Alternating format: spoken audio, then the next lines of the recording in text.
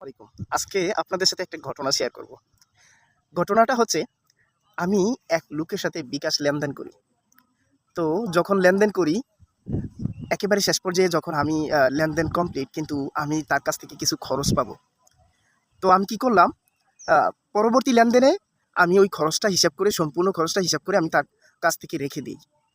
আর সে তখন খুবই বেজার হয়ে গেল। আর বলল, "ভাই এটা তো আমি দিয়ে দিতাম। এটা কি কাইটা রাখতে হইল?" তো আসলে আমি এই ঘটনাটা বলার কারণ হইছে, এই লোকটা আসলে মনঃক্ষুণ্ণ হইছে। আমি কাইটা রাইখা দেওয়াতে আসলে খুব ভালোভাবে নেয় নাই। যার কারণে সে এই কথাটা বলছে। কিছু মানুষ আপনি যেখানেই যান লেনদেন করেন, শেষ পর্যায়ে যখন এই লভ্যাংশ কাইটা রাইখা দেওয়ার ব্যাপার আসে, আপনি যখন এই কাজটা করবেন, দেখবেন যে আসলেই তারা খুশি হয় নাই। তারা আপনার প্রাপ্যের ব্যাপারে আসলে তারা এতটা নিজেদের নজর রাখে না, খেয়াল রাখে না, সতর্ক থাকে না। কিন্তু নিজের প্রাপ্যটা সে ঠিকই কিন্তু বুঝে নিছে ইতিমধ্যে। কিন্তু আপনি শেষমেশ যখন আপনার নিজের প্রাপ্যটা বুঝে নিতে চান, তখন সে আসলে তার চেহারাটা কালো করে ফেলে। সে আসলে বেজার হয়ে যায়।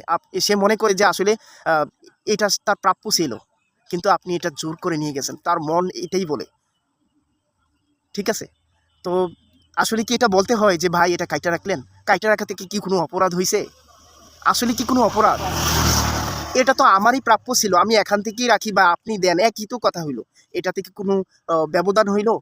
এটা আমারই তো প্রাপ্য ছিল। তা আমি রেখে দিয়েছি। এটাতে কি বলার প্রয়োজন আছে যে ভাই এটা কাইটা রাখলেন? আসলে সমাজের মধ্যে যারা নিজের প্রাপ্যের ব্যাপারে বেশি সতর্ক, তাদেরকে আপনি কখনো দেখবেন না যে অন্যে আমার কাছ থেকে কি পায় ওইটা আমি আগে বুঝাই দিব। তাদেরকে কখনো আ কোনো ইনসাফের বিষয়, বিচারের বিষয় তাদের হাতে তুলে দিবেন না। তারা ইনসাফ করতে পারবে না। তারা নিজেদের স্বার্থটাই আগে দেখবে। তারা যেটা নিজের প্রাপ্য ওইটা আগে নিয়ে নিবে। অন্যে কি পায় ওইটা সে কখনো আগে দিবে না। তারা আসলে ইনসাফ, ন্যায় এগুলো আসলে তারা বুঝে না। বুঝলেও তারা স্বার্থবাজ।